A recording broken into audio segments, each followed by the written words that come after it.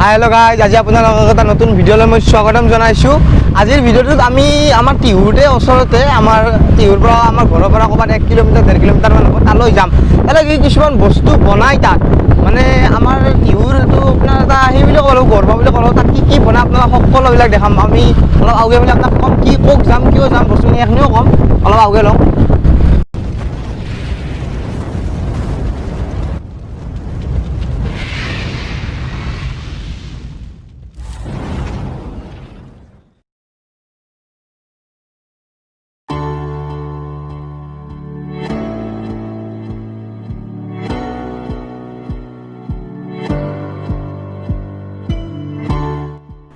তো বন্ধুসকল, আমি মানে আজি যাম আমাৰ টিহুতে, আমাৰ ওচৰতে ৰেল ষ্টেচনৰ ওচৰত এজন মানুহে আয়ুৰ্বেদিক ঔষধবিলাক বনায়। মানে এই আয়ুৰ্বেদিক যিমানবোৰ বস্তু আছে সকলোবিলাক বনায়। সেইবিলাক কেনেকৈ বনায়, কেনেকৈ পেকেটিং কৰে, আজি আপোনালোকক মই সকলোবিলাক দেখাম। বলক আজি আমি তেখেতৰ ঘৰলৈ যাওঁ। ঘৰতে আছে তেখেতৰ ফেক্টৰীটো, তাত গৈ আপোনাক সকলোবিলাক দেখুৱাম।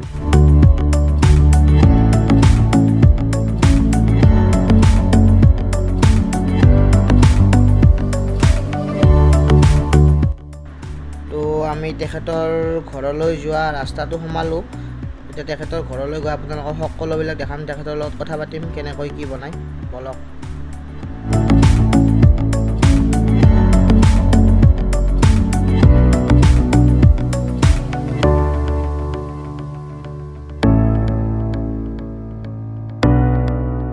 তো বন্ধুসকল, এইজন খুৰা, যিজনৰ এই উদ্যোগটো, প্ৰথমতে খুৰা আপুনি আপোনাৰ পৰিচয়টো দি দিয়ক। মোৰ নাম শ্ৰী ঘনশ্যাম মেধি। মোৰ মাখিবাট ঘৰ আছিল। এতিয়া মই ইয়াতে টিহু 2 নম্বৰ ৱাৰ্ডত মাটি অলপ কিনি ইয়াতে উদ্যোগটো স্থাপন কৰিছোঁ। মই এই উদ্যোগটো 1996 চনতে আৰম্ভ কৰিছিলোঁ আৰু ইয়াতে বিভিন্ন ধৰণৰ বনৌষধি, মছলা, তেল এইবিলাক আমি উৎপাদন কৰোঁ। আপুনি এই বনৌষধৰ যিটো এইটো আপোনাৰ এইটো মনত কেনেকৈ হ'ল যে এইটো আপুনি খুলিব পাৰে? এইটো বনৌষধিটো মোৰ দেউতাই অলপ চৰ্চা কৰিছিল। পিতাৰ খুব পেটৰ বিষ আছিল। তেতিয়া মই পিতাক এজনে উপদেশ দিলে যে তুমি ত্ৰিফলা বনাই খোৱা। তেতিয়া মোৰ মনত আহিল যে এই ত্ৰিফলাটো এটা সকলোৰে কাৰণে উপকাৰী বস্তু, আৰু পিতাই এদিন ক'লে যে এইটো এটা ব্যৱসায়ৰ বস্তু। তেতিয়া মই তেতিয়াৰ পৰাই ত্ৰিফলা উৎপাদন কৰা মনোনিৱেশ কৰিলোঁ। আপুনি ইয়াত কি কি বস্তু বনায়? আমাৰ এতিয়া 66-64টা প্ৰডাক্ট আছে। তাৰ ভিতৰত ত্ৰিফলা, ডায়েবেটিছৰ ঔষধ, এই পাইলছৰ ঔষধ, হাই প্ৰেছাৰৰ ঔষধ, লেট্ৰিন খোলচা হোৱা ঔষধ, 13টা আমি চিৰাপ আইটেম বনাওঁ।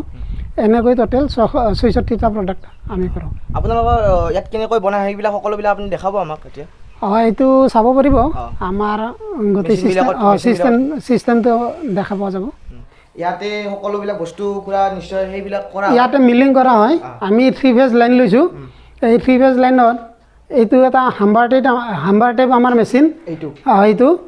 এইটোত যিটো ডাঙৰ ডাঙৰ টান বস্তুবিলাক আহে ইয়াতে আমি ক্ৰেছ কৰি লওঁ, সৰু সৰু টুকুৰা কৰোঁ। তাৰপিছত প্লাইভিলেজাৰত যায়। তাত প্লাইভিলেজাৰ এইটো ইয়াতে প্ৰায় ফিনিচিং হয়, আৰু শেষৰ ফিনিচিংটো আমি এই চাকি মিলত কৰোঁ। ইয়াতে আমি 2টা চাকি ৰাখিছোঁ, এটা হাৰ্বছৰ কাৰণে আৰু এটা পাউডাৰ, মানে বেচন, চাউল এইবিলাক গুড়ি কৰাৰ কাৰণে এক্সট্ৰাকৈ ৰাখিছোঁ। এইটো এটা চেনীৰ মেচিন। চেনী, নিমখ এইবিলাকত মিলিং কৰা হয়। তো ইয়াত ফাইন পাউডাৰ হৈ যায়। ইয়াতে ভিতৰত এটা তেলৰ মেচিন আছে। আমি তেল বনাওঁ। ভিতৰলৈ যাওঁ, তেল বনোৱা মেচিন চাব। সৰিয়হৰ তেল, তিল তেল, চালমুগৰা তেল এই মেচিনটোত ইয়াৰ জৰিয়তে কৰা যায়। মানে আপোনালোকে তেল হয়। ইয়াত আমি গুটিবিলাক দিওঁ। যিটোৰ আমি তেল উলিয়াম, তিল তেল উলিয়ালোঁ, ইয়াতে দি দিলোঁ। সৰিয়হৰ তেল উলিয়ালোঁ, সৰিয়হ ইয়াত দি দিলোঁ। ইয়াতে এনেকৈ সৰিয়হবিলাক এটা ছিষ্টেমত পৰিব, পৰি এনেকৈ তলেৰে তেলটো ওলাই যায়। ইয়াৰ এইবিলাক খলি হয়, মানে এইবিলাক আমাৰ সৰিয়হৰ খলি হয়। এতিয়া সৰিয়হ পেৰি আছে, এইবিলাক খলি হয়বিলাক আমি পিছত না ইয়াত খলি হয়তো ওলাই যায় তলেৰে, আৰু এইবিলাক মানে ইয়াত ওলাই যায়। আৰু এইবিলাক পিছত মীন পালকবিলাকে আমাৰ পৰা লৈ যায়, বিক্ৰী কৰি দিওঁ। এই যেতিয়া আমি টেবলেট বনাম, টেবলেটৰ কিছু অংশ মেচিন আহিছে, আৰু কিবি মেচিন কিনিব লগা আছে। এইটো কোন মেচিন বুলি কয়। ইয়াত যিবিলাক পাউডাৰ মিক্সিং হ'ব টেবলেটৰ কাৰণে, তো এইটোত মিক্সিং কৰা যাব। ইয়াৰ পৰা পাঞ্চিঙত যাব। পাঞ্চিং মেচিন আছে এই পাঞ্চিং মেচিনত যাব এতিয়া আমাৰ পাঞ্চিং মেচিনত কৰা কি হয় পাঞ্চিং মেচিনত টেবলেটবিলাক পাঞ্চ কৰা হয় বেছি টেবলেট চাইজত ডাইবিলাকত এই টেবলেট ওলাব যিটো ডাই বনাম তেনেকুৱা দীঘল ডাই হ'লে দীঘল টেবলেট ওলাব ৰাউণ্ড ডাই হ'লে ৰাউণ্ড টেবলেট ওলাব এইটো আমাৰ ড্ৰায়াৰ মেচিন এই ড্ৰায়াৰ মেচিনত যিবিলাক আমি পাউডাৰ বা যিবিলাক হাৰ্ব শুকাব লাগে তে আমি ইয়াতে শুকাওঁ ইয়াতো 3 ফেজ লাইন লাগে 3 ফেজ লাইন কানেকশ্যন কৰি ইয়াতে ভিতৰত 12খন ট্ৰে থাকে এই ট্ৰেত ফিলামিংবিলাক গৰম হ'লে বস্তুবিলাক শুকাই যায় আৰু জলীয় ভাববিলাক এই বাহিৰেৰে ওলাই যায় এনেকৈ ড্ৰাই কৰা যায় মেচিন ইয়াতে মানে গ্ৰেনুৱেল হৈ তলত পাঞ্চ কৰা যাব ইয়াত আৰু এক অংশ মেচিন ইয়াত কানেকশ্যন কৰিব লাগিব আমাৰ এই কনষ্ট্ৰাকশ্যন হৈ আছে কাৰণে এতিয়া বহোৱা নাই আমি এই 2 মাহৰ ভিতৰতে এইবিলাক চব ৰেডি কৰি বহোৱা এইটোত মানে টেবলেটবিলাক আপোনাৰ তাত যি ক'লে তাৰ গ্ৰেনুৱেলৰ পৰা এইটো এই একে কোন মেচিন এই ইয়াৰ পৰা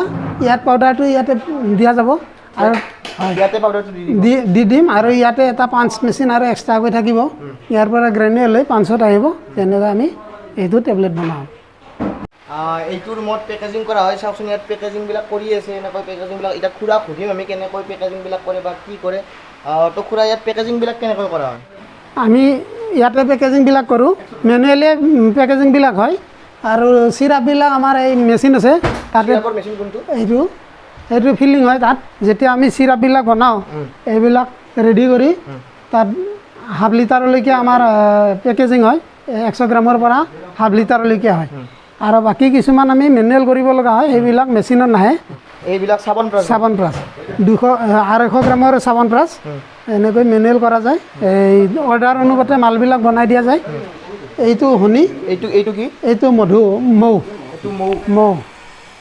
এইটো একেবাৰে হয় পিয়ৰ মৌ আমি পেকেজিং কৰোঁ এনেকৈ আমি প্ৰডাক্টবিলাক প্ৰতিটো পাত্ৰতে একোটা প্ৰডাক্ট কেৱল ষ্টক হিচাপে ৰাখোঁ আৰু অন্য ঠাইত আমাৰ মূল ষ্টকটো থাকে এইটো কি মেচিন খুৰা এইটো যেতিয়া আমি চিৰাপ আইটেম বনাওঁ তেতিয়া এইটোক ষ্টাৰাৰ বুলি কোৱা হয় ইয়াতে গোটেইবিলাক হাৰ্বছ যেতিয়া গৰম কৰি ষ্ট্ৰেকটো অনা যায় আনি তাত গোটেই কেমিকেল দি সংৰক্ষক দি এইটোৰে ঘূৰোৱা হয় ঘূৰাই মিক্সিং কৰি 1.5-2 ঘণ্টা মিক্সিং কৰাৰ পিছত তাৰপিছত আকৌ ঠাণ্ডা হ'ব দিয়া যায় এইটো মানে মিক্সিং মেচিন মানে সকলোবিলাক ঘৰতে তাত মিক্স কৰা যায় কেমিকেল ষ্টাৰাৰ বুলি কয় এইটো ঘূৰোৱা যায় আৰু এইটো কি মেচিন এইটো কেপচিলিং মেচিন এইটো এটা কেপচিলিং মেচিন এইটো এটা কেপচিলিং মেচিন এইটো কেপচিলিং মেচিন হয় এইটোৰ কেপবিলাক মাৰা যায় চিল কৰা যায় আৰু ইয়াত এইবিলাকত ইনাৰ লগোৱা যাব একোটা ওপৰত ফইল বুলি কয়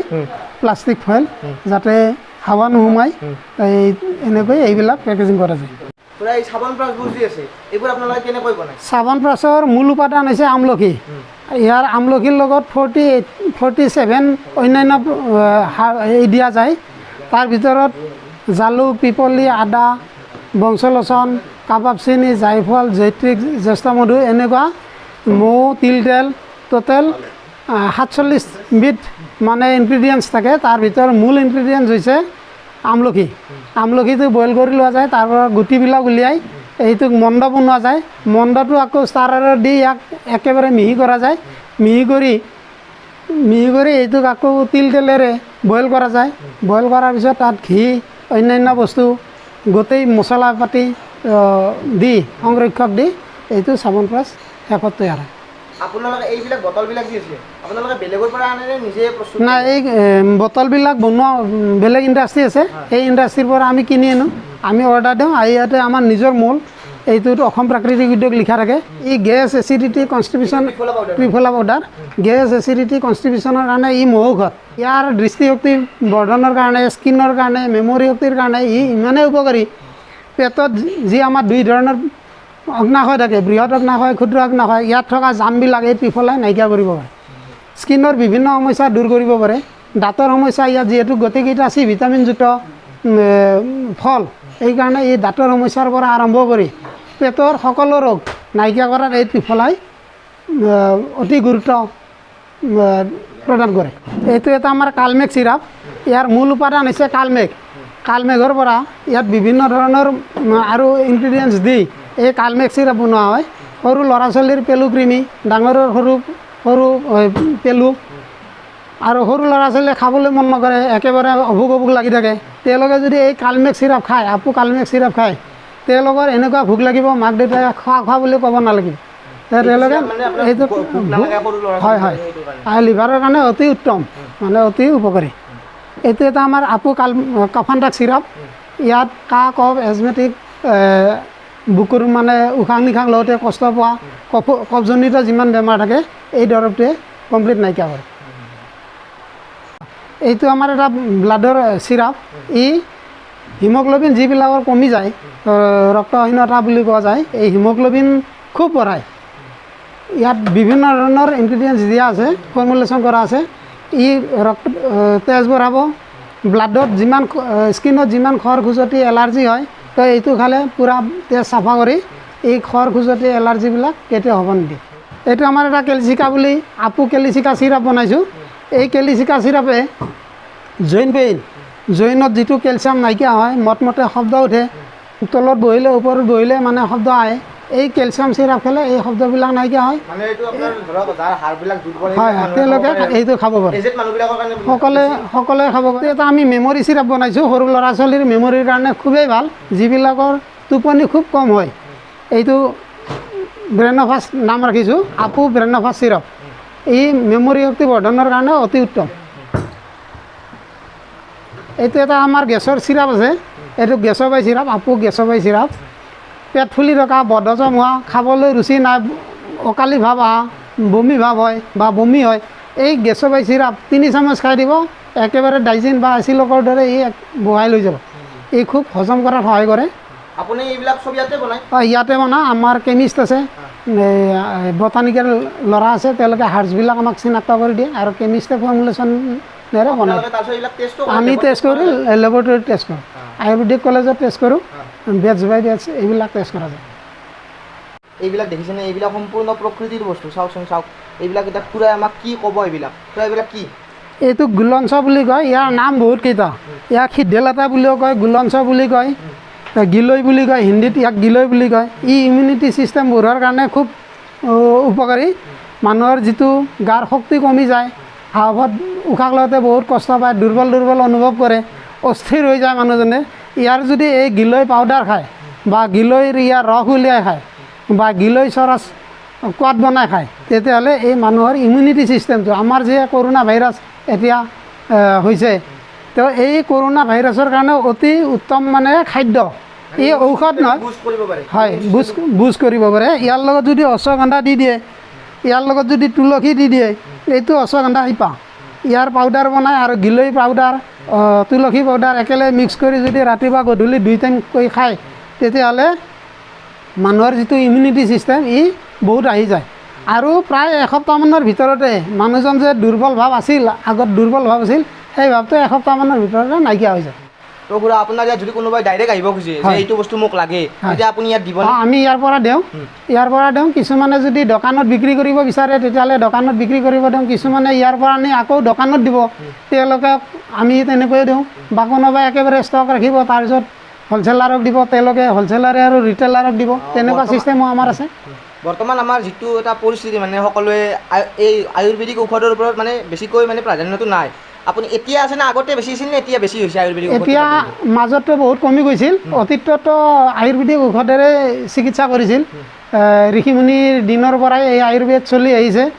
মাজত আয়ুৰ্বেদটো একেবাৰে কমি গৈছিল। এতিয়া আজি 10-12 বছৰৰ পৰা এনেকৈ আয়ুৰ্বেদৰ প্ৰতি মানুহে ঢাল খাইছে যে এলোপেথিকৰ যিটো ছাইড এফেক্ট বা পাৰ্শ্বক্ৰিয়া হয়, কেতিয়াবা আমি এনেকুৱা নিউজো পাইছোঁ যে এলোপেথিক খাই মানুহ এজনৰ বেলেগ বেমাৰ হৈ গৈছে।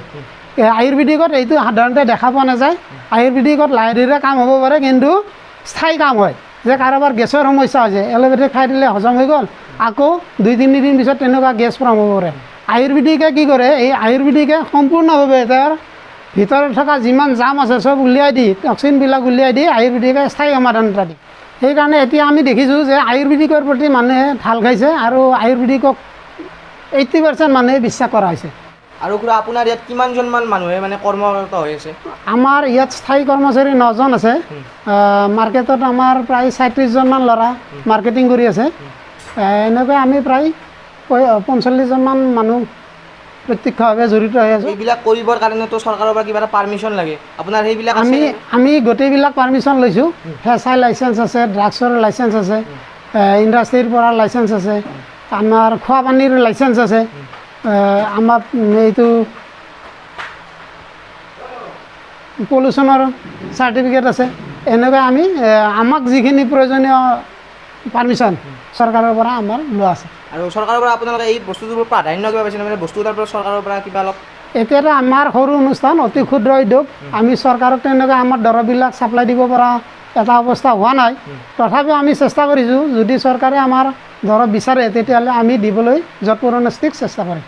তো বন্ধুসকল, আজিৰ ভিডিঅ'টোত এইখিনিয়ে আছিল। যদি আপোনালোকে ভিডিঅ'টো চাই ভাল পালে তেতিয়াহ'লে লাইক কৰিব, নিজৰ বন্ধু বান্ধৱৰ সৈতে শ্বেয়াৰ কৰিব, আৰু মই খুৰাৰ সকলোখিনি কণ্টেক্ট ডিটেইলছ মই ডেছক্ৰিপশ্যনত দি দিম, আপোনালোকে পাই যাব। আৰু আপোনালোকে মোক ছাপোৰ্ট কৰি যাব, মই নতুন নতুন ভিডিঅ'ৰ সৈতে আপোনালোকৰ মাজলৈ আহি থাকিম। গতিকে আপোনালোকে মোৰ চেনেলটো ছাবস্ক্ৰাইব কৰি দিব। ধন্যবাদ।